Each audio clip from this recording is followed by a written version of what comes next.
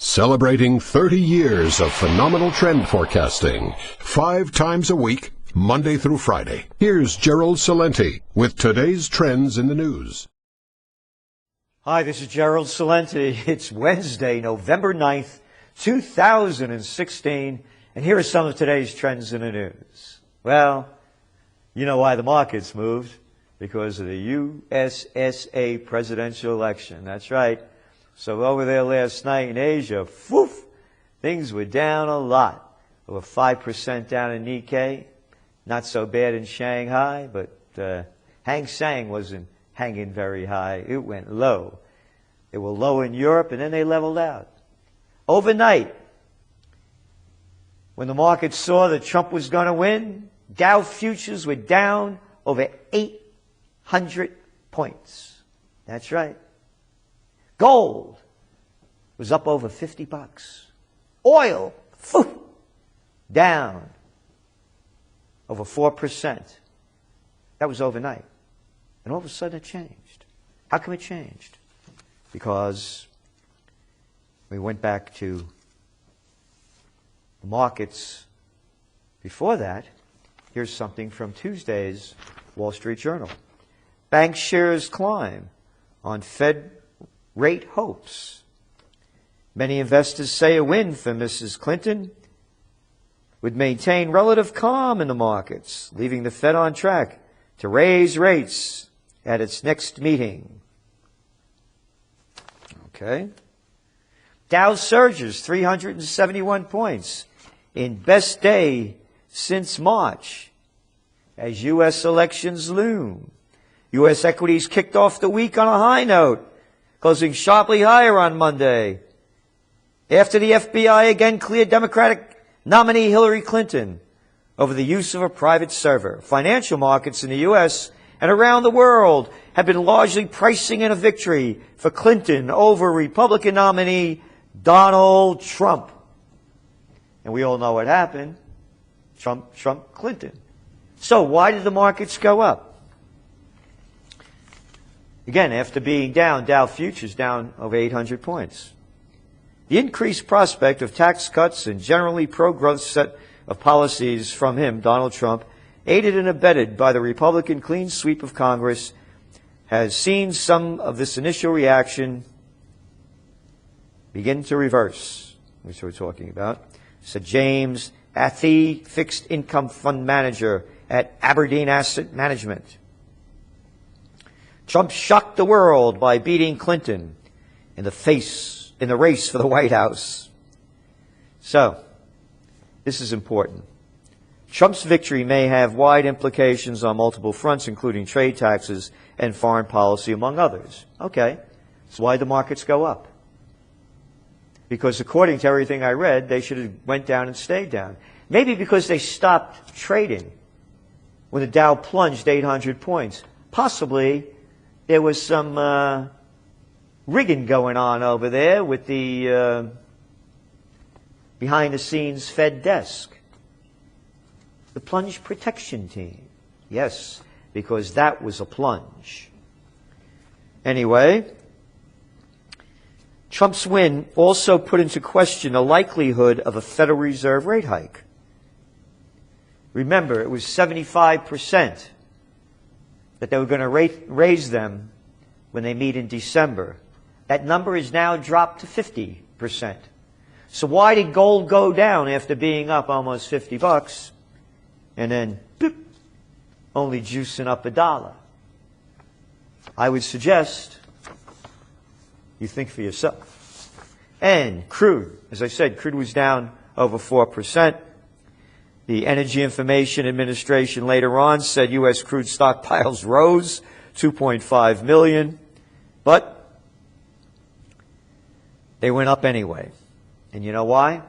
Because they're saying that Trump has criticized that Iranian deal, and he's going to do a reversal on it.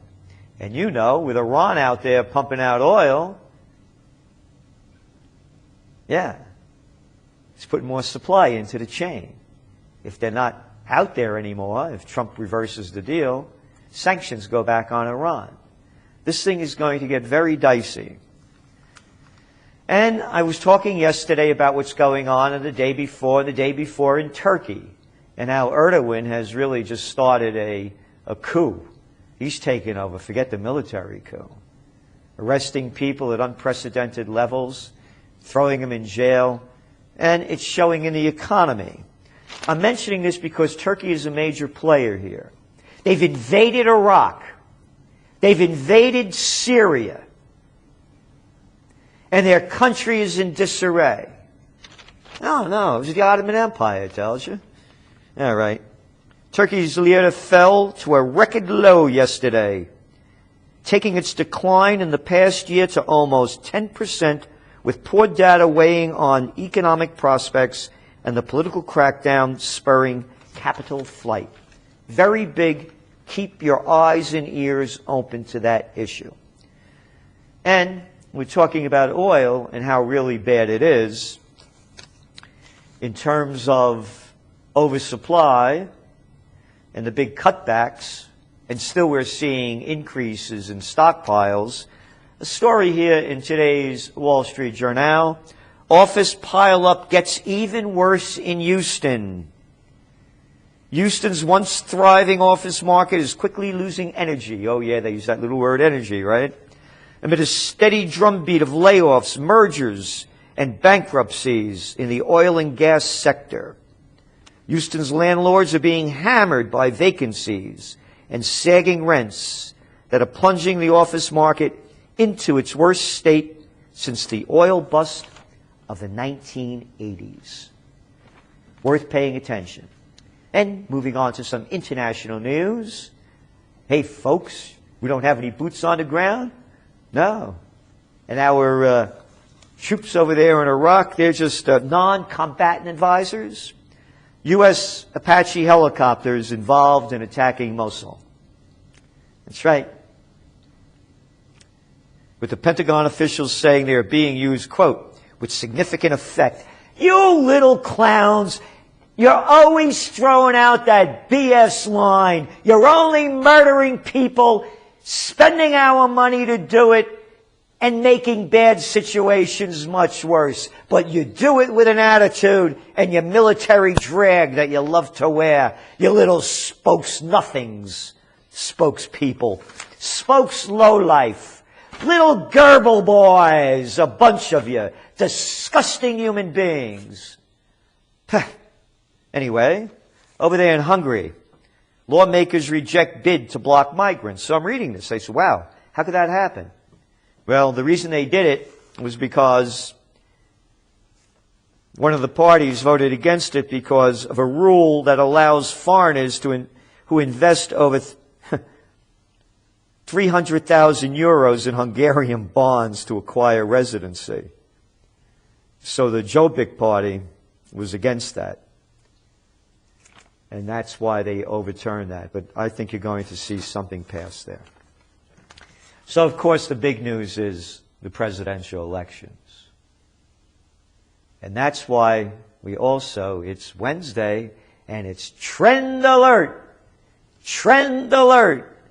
Celente was first to forecast Trump victory. What's next? That's right. Go back to your trends journals. Go back. Go back to the Summer Trends Journal. Go back to the Spring Trends Journal. It's all there. Only we said it in the Trends Journal. This was the first one in May. Barring an ongoing barrage of self-inflicted wounds, despite his bluster, missteps, misquotes, and numerous distortions of truth and facts, and despite the general media political consensus that he has no chance of winning, we contend Trump is an odds-on favorite at this time. And then we went on to re-support that again back in July. It's right there. History before it happens. Again, last night, with the thing closing up, I thought Hillary would go, but we had forecast this long ago when no one was doing it. And who are the other losers besides Hillary Clinton in this election. Let me tell you one of the winners that nobody's given credit to. Julian Assange. That's right. For the WikiLeaks that exposed the disgusting Democratic National Committee and the dirty deals that they do, and how they're in bed with the prostitutes. But who are the losers? Here, look at some of their faces.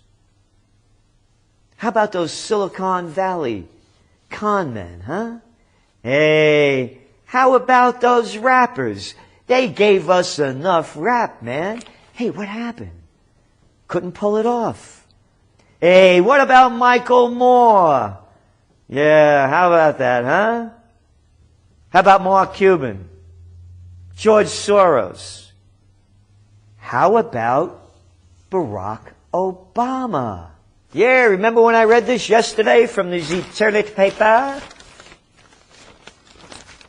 An energized Obama stumps for Clinton and his own legacy. Yep, here's what he said. Whatever credibility I've earned after 8 years as president, I'm asking you to trust me on this one. I already voted. I voted for Hillary Clinton. Guess they didn't trust you. Guess your legacy is just one big lie like you are. Obama has lost both Michelle and Barack. Who else lost? Hey, that mainstream media, the prostitutes, the New York Times, ABC, CBS, NBC, MSNBC, and all the other FUs, and you know the rest of the languages that call themselves media. And how about all those singers and actors? Yeah. Hey, and how about that Hollywood flop that they produced? Yeah, all these Hollywood cats. How about them, huh? $100,000 a meal get-togethers with the Clintons that they put on out there in Hollywood. Yep. And Obama going out there 43 times during his candidacy. His candidacy. Yeah, he never stopped running. His presidency. Losers. Hollywood flop. And who are the other losers? How about John Podesta? Yeah, you know, the one from all the WikiLeaks. Hillary Clinton, with thousands of people waiting for her at the Javits Center last night, didn't have the courage, or maybe she was so knocked out from losing that she couldn't go over after these people waiting there all night long to thank them for all that they did. Nope, sent over Podesta. And look at this arrogant guy. Listen to what he has to say. Well, folks, I know you've been here a long time, and it's been a long night, and it's been a long campaign. But I could say we can wait a little longer, can't we? They're still counting votes, and every vote should count.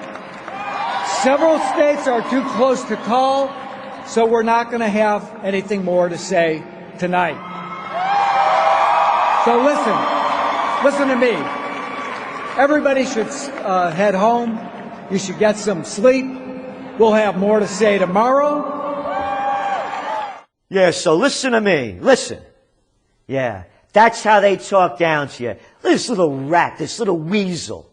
Didn't even give the people the respect. They knew they lost. Hey, but I guess once a loser, man, always a loser. Yeah. So, what else happened? Marijuana. That's right.